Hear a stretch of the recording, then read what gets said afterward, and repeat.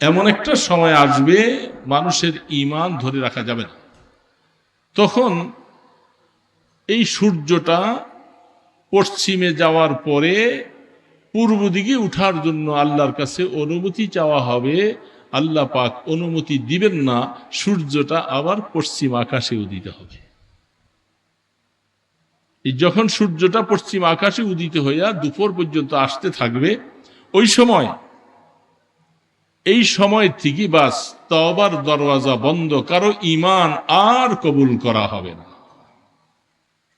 কোন গুনাহগার যদি তওবা করতে চায়, তওবার কবুল নেই।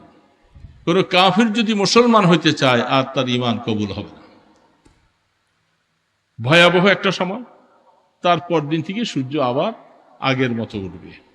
এই সেখান থেকে যখন ঝামেলাগুলি শুরু হবে, আল্লাহু আকবার। আল্লাহ সুবহানাহু ওয়া তাআলা ঈসা আলা নবীন আলাইহিস সালাতু ওয়াস সালামকে পাঠাবার আগে ইমাম মাহদী আলাইহিস সালাম আসবেন।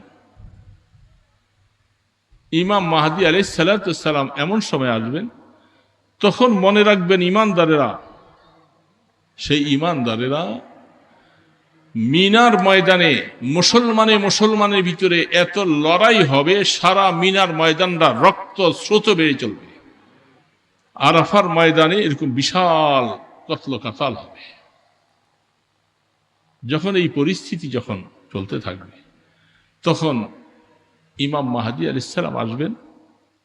তিনি আসার পরে মাত্র তখন ৩১৩ জন মানুষ মুসলমান ইমানদার বেঁচে থাকবে। সুবহানাল্লাহ। কয়শো জন? বদরের যুদ্ধের সাহাবী। এই সংখ্যাটা বহুত বরকতওয়ালা একটা সংখ্যা। ওই সময় ৩১৩ জন মাত্র বেঁচে। যে ৩১৩ জনকে নিয়ে ইমাম মাহদী আলাইহিস সালাতু ওয়াস সালাম না দুনিয়ার কাজ হবে, না দ্বীনের কাজ হবে। এটাকে ফরক করার জন্য, পার্থক্য করার জন্য তিনি আয়েশা বলবেন, সিঁড়ি দাও, কারণ এখন আমি দুনিয়ার মুআমালায় চলে আসছি।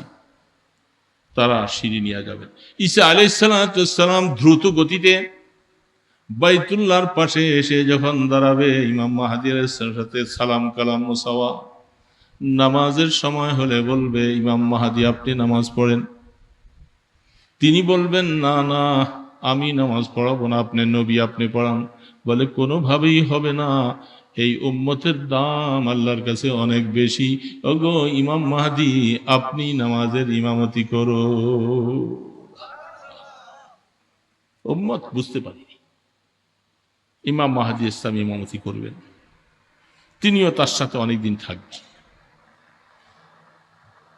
তখন অল্প কিছু সংখ্যক নাসারা, যারা ওই সময় ঈসা আলাইহিস সালামের দলের অন্তর্ভুক্ত ছিল, কিছু সংখ্যক মানুষ, তারা তার হাতে বায়াত গ্রহণ করে মুসলমান হয়ে যাবে।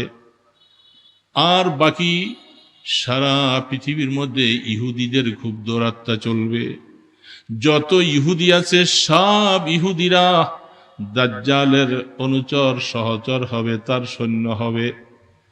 এই ইমানদার ভাইরা, ইহুদিদের অনুকরণ করতে আল্লাহ নিষেধ করেছে বারবার করে, নাসারা সহ।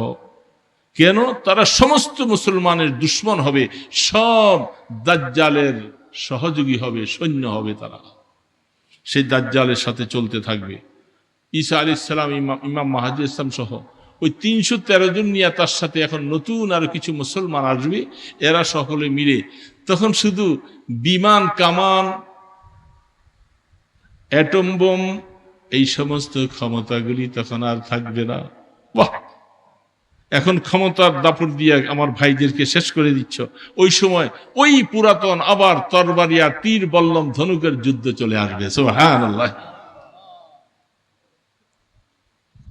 মাইল কি মাল রাস্তা। হাদিস শরীফের মধ্যে আসছেন, একটা কাক বেশি উড়ে।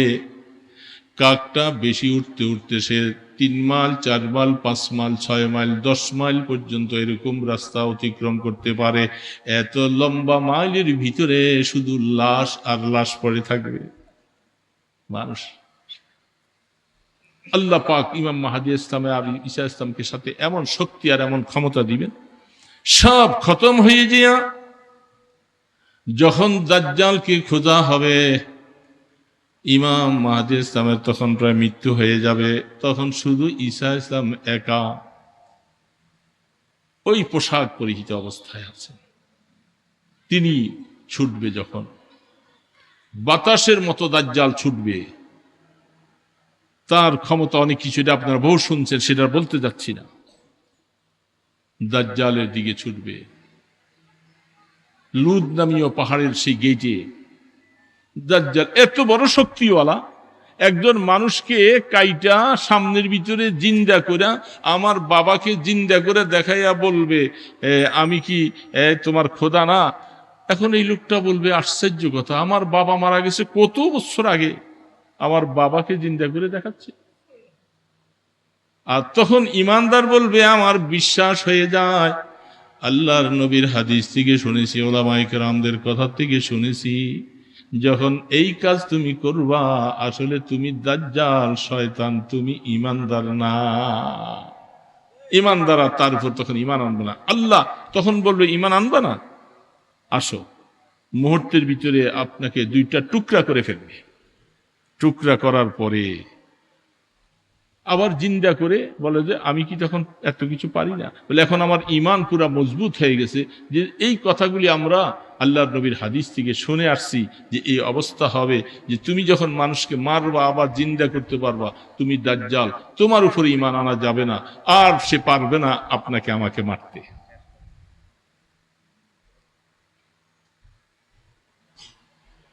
শেষটা করে দিব, কথাটা শেষ করে দিন। হ্যাঁ, কথার আর সামান্য দু চারটে কথা পয়েন্ট রয়েছে, শেষ করতে তো শেষ করতে বলতেছে। আমাদের তো ওয়াজ করা একটা স্বপ্ন।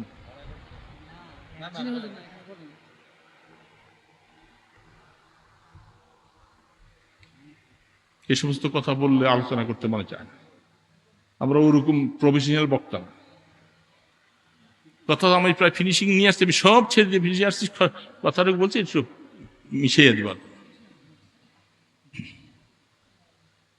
এটা কেউ শুনেন, ছোট্ট করে বলছে, আমি শুনছি, আর কেউ শোনেন। তো যাই হোক, এখন এই অবস্থায় দাজ্জাল শেষ হয়ে গেল। ইমাম মাহদী শেষ হলো, রাসূল সাল্লাল্লাহু আলাইহি ওয়াসাল্লাম বলছিলেন এখন হযরত ঈসা আলাইহিস সালামের কবরটা কোথায়?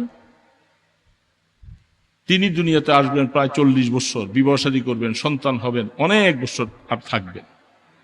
তখন জমিনের উর্বরতা শক্তি বেড়ে যাবে।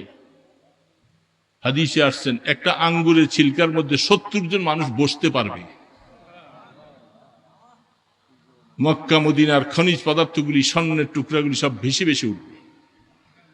এখন ইমাম মাহদী হযরত ঈসা আলাইহিস সালামের কবরটা কোথায় হবে? আর এই কবরটা সেখানে হওয়ার পিছনে কি কারণ, হাদিসের মধ্যে কি বলতেছে দেখেন। যারা দ্বীনের জন্য কাজ করে, আল্লাহর দ্বীনকে সমুন্নত রাখার জন্য, আল্লাহর দ্বীনকে যারা উপরে নেওয়ার জন্য যারা মেহনত করে, কষ্ট করে, সবকিছু করে, খুলে দেখেন কিতাবুল জিহাদ, কিতাবুল মাগাজির মধ্যে, বুখারী শরীফের মধ্যে লম্বা লম্বা হাদিসগুলি সব, তাদের কি মর্যাদা, তাদের কি অবস্থা। এখন ঈসা আলাইহিস সালাম তার কবরটা, আমি আরবদের মধ্যে কাউকে জিজ্ঞাসা করেছিলাম, ইবনে মাজার মধ্যে হাদিসটুকু আসছে, সেই হাদিসের দ্বারা তারাই হাদিসটাকে কেউ বিশ্বাস করতে চায় না। অনেকে বলে আপনারা বিশ্বাস না করলে কিছু আসে যায় না, সেই হাদিস সনদান মতনান সবকিছু পুরাটাই সহি। সেইখানে ইমাম মাহদী ঈসা আলাইহিস সালামের কবর রহমতে দো আলম হাবিবে কিবরিয়া মুহাম্মদুর রাসূলুল্লাহ সাল্লাল্লাহু আলাইহি সাল্লামের কবরের পাশে, সেখানে দাফন হবে হযরত ঈসা আলাইহিস সালাম। হাদিসের ব্যাখ্যার মধ্যে মুহাদ্দিসিন কেরাম লিখছেন কেন তিনি সেখানে, এটার যুক্তিগত কারণটা দেখাইছেন, যেটা আপনি শুনলে নিজেও বিশ্বাস করবেন। আপনি দুনিয়ার থেকে চলে যাচ্ছেন, বিশাল সম্পদ রেখে গেলেন, আপনার একটা সন্তান, কয়েকটা সন্তানই আছে, একটা সন্তান আপনার সম্পদ, আপনার সবকিছু হেফাজতে রাখার জন্য সবসময় পরিশ্রম করে, সুন্দর করে পুরাপুরি ভাবে সবকিছু করলেন, আপনার কবর জিয়ারত করে বাবার রেখে যাওয়া সমস্ত কিছু কাজগুলি সব সুন্দর করে, বলেন তো এই সন্তানটার প্রতি আপনার মায়া বেশি হবে না অন্যান্য সন্তানের প্রতি বেশি? এখন আমি তো মরে যাওয়ার পরে কিছু বুঝবো না, কিন্তু রাহমাতে দো আলম আল্লাহর হাবিব তিনি কবরে জিন্দা। কি বলেন? ঠিক আছে না? কোন সন্দেহ আছে? যার সন্দেহ থাকে ইমান দুরুস্ত করে নিতে হবে। রাহমাতে দো আলম কবরে জিন্দা, অহম ইউসাল্লু, তারা নামাজ পড়েন, আরামে আছেন। রসুল এই সিস্টেমটা দুনিয়াতে থাকতে বানিয়ে দিয়ে গেলেন, যেহেতু আমার পরে এই উম্মতের দিশারি হিসাবে, রাহনুমা হিসাবে ঈসাকে জমিনের মধ্যে আল্লাহ তুমি পাঠাইবা।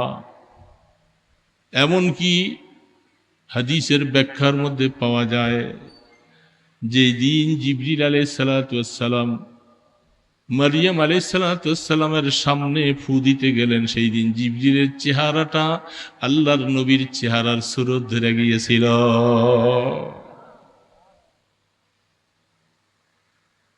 কিয়ামতের ময়দানে যেহেতু মহিলাদের স্বামী যারা নেককার হবে, দুনিয়ার থেকে যাওয়ার পরে সেই স্বামীর সাথে তার জিন্দিগিটা হবে।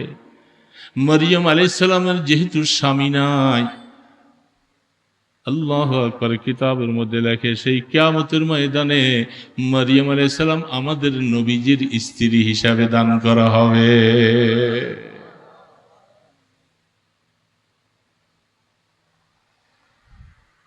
সেই সন্তান, সেই মায়ের সন্তান হযরতে ঈসা জমিনের মধ্যে আইসা আল্লাহর নবীর রেখে যাওয়া দিনটাকে বাজি করে নিজের জীবনের উপরে চড়াও উতরাও করে সব খতম করে ধ্বংস করে জমিনের মধ্যে আবার দিনটাকে কায়েম করাইয়েছে। এত সুন্দর কাজ করাবার কারণে বাবা হিসাবে যেমন সন্তানকে কাছে ডেকে নিয়ে মাথায় হাত দিয়ে মুছে রাহমাতে দো আলম ভালো করে জানতেন, আমার পরে ঈসা আইসা জমিনের মধ্যে আমার দিনটাকে এইভাবে করে ছড়াইয়ে দিবে। মৃত্যুর পরে আমি বলবো, এই সন্তান, কলিজার টুকরা সন্তান, তুমি দূরে কেন থাকবে? আসো আসো, আমার কবরের পাশেই তোমার স্থানটা দিয়া দিলাম। সন্তানের জন্য জায়গা। ঈসা আলাইহিস সালাতু ওয়াস সালাম কিয়ামতের ময়দানে রসুল, আবু বকর সিদ্দিক, ওমর, ঈসা ইসলাম একই কবরের থেকে একসাথে তারা সেদিন উঠবেন। তো জমিনের মধ্যে যারা আল্লাহর দ্বীনটাকে সমুন্নত রাখার জন্য, বুখারীর মধ্যে লম্বা লম্বা হাদিসগুলি, লিতাকুনা কালিমাতুল্লাহি হিয়াল উলিয়া, যারা দ্বীনের কাজ করবে শুধু একমাত্র আল্লাহর দ্বীনটা সমুন্নত রাখার। আজকে এখানে কবরস্থান হচ্ছে, এখানে মাদ্রাসা হচ্ছে, মাদ্রাসার কাজ বাকি। মুসলমানের সামনে যদি এই সমস্ত দ্বীনি কাজ, কোথায় অন্যায় হইতেছে, কোথায় এত বড় মারাত্মক দ্বীনকে নষ্ট করার জন্য কাজ চলছে, এই সমস্ত কাজের ব্যাপারে মুসলমানরা সোচ্চার হতে হবে। তারা চুপ থাকলে পারবে না, তাদের প্রতিবাদ মুখর হইয়া এগুলাকে সমাধান দিতে হবে সামাজিকভাবে। দেখেন, গত কয়েকদিন আগে বন্দর এলাকার থেকে ফোন দিছে, কি ব্যাপার? বলে আমাদের এলাকায় একটা লোক দুই বোনকে একসাথে বিবাহ করছে। দুই বোন, এক মায়ের দুই মেয়ে, এক বেচারার স্ত্রী। হালাল না হারাম? এখন প্রথম স্ত্রী যেটা বিবাহ করছিল সেটা তো তার বৈধ স্ত্রী, পরে যেটা বিবাহ করলো এই স্ত্রীটা হলো অবৈধ। এর ঘরে যে সন্তানগুলি হয়েছে সবকিছু কি হয়েছে? জারজ সন্তান না, অবৈধ সন্তান। এখন উনি আমাকে ফোন দিয়া বলতেছে, ওই বেটা তো দুনিয়ার থেকে মরে গেছে হুজুর, এখন আমরা সামাজিকভাবে তাদেরকে বাইর করে রাখছিলাম, এখন ওই ছেলেরা বড় টড় হইয়া পয়সাওয়ালা হইয়া দাপট দিতেছে, আমাদেরকে সমাজে নিতে হবে, আমাদের পঞ্চায়েত নেওয়া লাগবে। সেই হুজুর আমরা কি করব? বললে আপনি কি করবেন বলা যায় না, এখানে আল্লাহকে ভয় করতে হবে। এই সমস্ত জারজ সন্তানকে সমাজের মধ্যে আপনাদের চেষ্টায় জায়গা দেওয়া যাবে না। সে তো দুনিয়াতেও অপদার্থ, আখেরাতেও অপদার্থ হবে। কেন তাদের কিভাবে দুনিয়াতে জায়গা দিবেন আপনারা? এই জন্য অন্যায় যদি সামাজিকভাবে এরকম হতে থাকে, গান বাদ্য অহরহ ঢোল বাজায় চলতেছে, আপনারা মুরব্বীরা চুপচাপ থাকলেন, যুবকরা এখানে আইসা তুমি প্রতিবাদ মুখর হইল না। এক কথায় আল্লাহর জমিনে আল্লাহর দ্বীনের খেলাফ যখন কাজগুলি সামাজিক ভাবে হতে থাকবে, সমাজের ওয়ালাদের দায়িত্ব হয়ে যায় এই কাজগুলোকে প্রতিহত করা। কি বলে, ঠিক না বেঠি? এরকম অন্যায় কাজগুলাকে প্রতিহত করা। আর যেগুলি সমাজের মধ্যে ইমানদারের রূহ জিন্দা করবে, তার নেক সওয়াব বাড়াই দিবে, এই সমস্ত কাজের মধ্যে আগিয়ে আসা, এটাও মুসলমানের হক, দায়িত্ব। এটা মনে রাখতে হবে। যে কারণে গোরস্থানের কাজ করা এটা জীবনের শেষ জায়গা, শোয়ার জায়গা। এখন আপনার এখানে মাটি কপালে আছে না নাই, এটা আপনি হয়তো কেউ জানে কোথায় মৃত্যু হবে, কোথায় এই জন্য এই দ্বীনি প্রতিষ্ঠানগুলি, এগুলি সমাজের মধ্যে মুসলমানদের ঈমান, আকীদা, মুসলমানের আমলকে শুদ্ধ করার জন্য এই সমস্ত প্রতিষ্ঠান দরকার। কি বলেন, আছে না নাই? মসজিদ, মাদ্রাসা, গোরস্থান, এই সমস্ত কাজের মধ্যে যারা মেহনত করবে, যেখানে এমনও আছে বহু মানুষ আছে অর্থ নাই, যেমনটা রসুল করিম সাল্লাল্লাহু আলাইহি সাল্লাম মসজিদে নববীর ইটা যখন বানায়, রসুল নিজেও ইটা বহন করে। কোবা মহল্লাতে যখন মসজিদ চলে হচ্ছেন, বুখারী শরীফ খুলে দেখেন কিতাব হাদিস, সেখানে রসুল এইভাবে মাটি বহন করে, অনেক সময় না পারার কারণে নিজের পেটের উপরে অংশ রাইখা তারপরে মাটি বহন করছে। তাহলে বোঝা যাচ্ছে এগুলি। আপনি গোরস্থান যদি যার অর্থ নাই, এরকম মানুষ খুব কমই, আমি 2 টুকরি মাটি হলেও কমপক্ষে নিয়ে ফেলাম, এটা একটা সদকায়ে জারিয়ার কাজ। এই জন্য এই কবরস্থানের যা যা প্রয়োজন, মাদ্রাসাগুলোর কিছু প্রয়োজন, আমরা সকলে যারা বেঁচে আছি, আমরা নিজেদের পক্ষ থেকে সাধ্য অনুসারে আমরা এই কাজে সহযোগিতা করব তো ইনশাআল্লাহ।